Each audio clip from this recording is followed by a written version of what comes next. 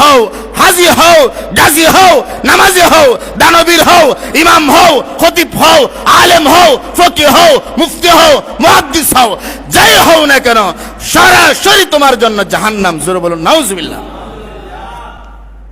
কিসের কি? মা বাবা।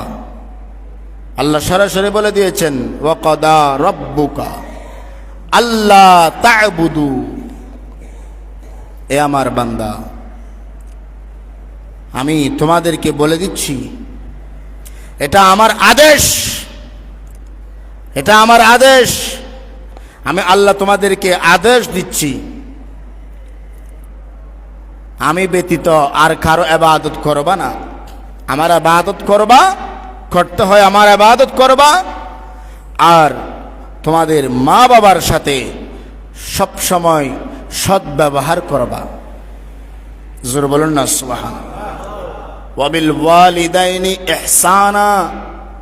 ওয়ালিদ মানে একজন, ওয়ালিদাইন মানে দুজন, মা বাবাকে বোঝানো হয়েছে। ওয়ালিদাইন আব্বা আম্মা, ইহসানা এখানে তাদের উপর ইহসান। ইহসান শব্দ কেন এসেছে? বলে যে ইসলামের পূর্বে ইহসান, ইসলাম এটা তো পরে। আপনি ইসলামের মধ্যে দাখিল করাতে পারবেন যদি ইহসান থাকে আপনার ভিতরে। জোরে বলুন না সুবহানাল্লাহ। একজন বেদিনীর সাথেও যদি আপনি ইহসান করেন, তাহলে ওই বেদিন আপনার ইহসানের কারণে আপনার দিকে ধাবিত হয়ে যাবে। তখন সে অনায়াসে আপনার পথে মতো চলে আসবে, সে মুসলমান হইতে বাধ্য হবে। জোরে বলুন না সুবহানাল্লাহ। আমার নবী বেদিনকেও ইহসান করেছেন।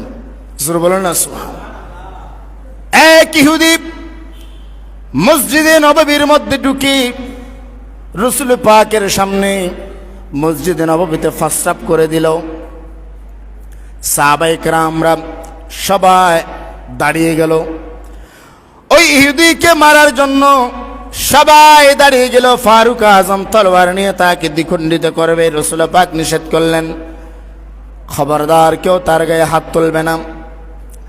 আমার নবী নির্দেশ দিলেন, তাকে কেউ হাত তুলতে পারবে না, কেউ লাঞ্ছিত করতে পারবে না, তার উপরে জুলুম করতে পারবে না।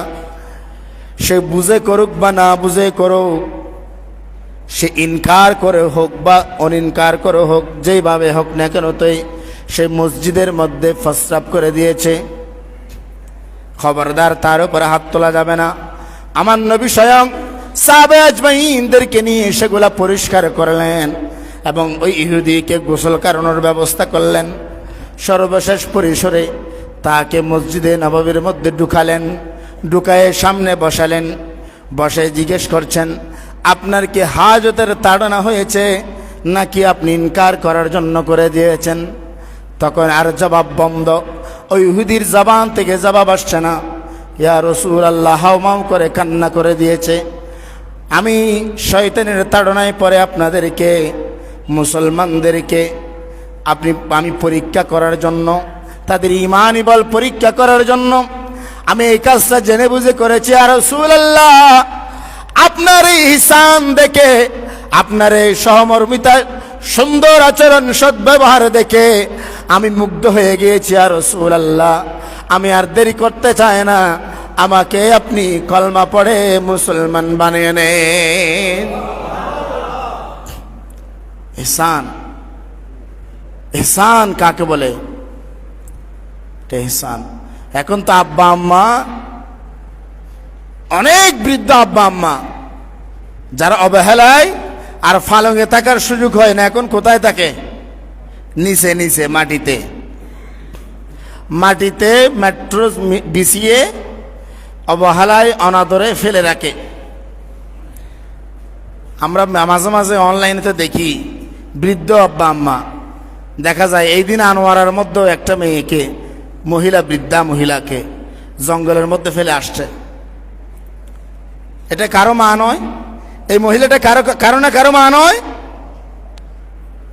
এরকম বৃদ্ধ অবস্থায় যখন পৌঁছে যায়, আব্বা আম্মারা যখন সংসারের পরিবারের খেদমতের মধ্যে নিজের শারীরিক শক্তি যখন আর প্রয়োগ করতে পারে না, তখন তারা অবহেলিত হয়ে যায়।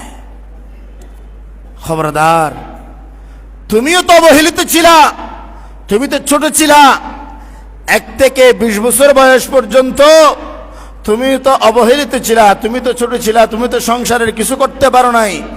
মা বাবা তোমার ভবিষ্যৎ দেখে নাই, তুমি ইনকাম করে খাওয়াবে কিনা সেটা খেয়াল করে নাই, সেটা তুমি বড় হয়ে তোমার মা বাবার প্রতি অত্যাচার করবে কিনা সেটাও দেখে নাই। তোমার ভবিষ্যৎ কোনো কিছু না দেখে তোমাকে নিঃস্বার্থে মা বাবা দুনিয়া দেখিয়ে তোমাকে লালন পালন করে 20-30 বছর করেছে। জোরে বলুন না সুবহানাল্লাহ। এখনের বাবারা অবহেলিত, এই যুগের বাবারা অবহেলিত। বাবা বুড়ো হয়ে গেছে, সন্তান তাকড়া যুবক। সন্তান বলছে রে আপনি কি বুঝবেন, আমার বুঝ আমি বুঝবো, আমি যেটা বলি সেটা শুনেন। যেদিন বাবাকে হারাবেন, বাবা যেদিন দুনিয়া ছেড়ে আপনাদেরকে ছেড়ে কবরে চলে যাবে, সেই দিন বুঝবেন বাবার কি অভাব, একটা বাবার কি অভাব। সেই দিন তখন বোঝা যাবে। মানুষ যখন আপনাকে ঠুকরাবে, চতুর্দিকে থেকে যখন আপনাকে ঠুকরাবে, তখন বুঝবেন বাবা কি জিনিস। একটা বাবা এটা অনেক বড় নিয়ামত।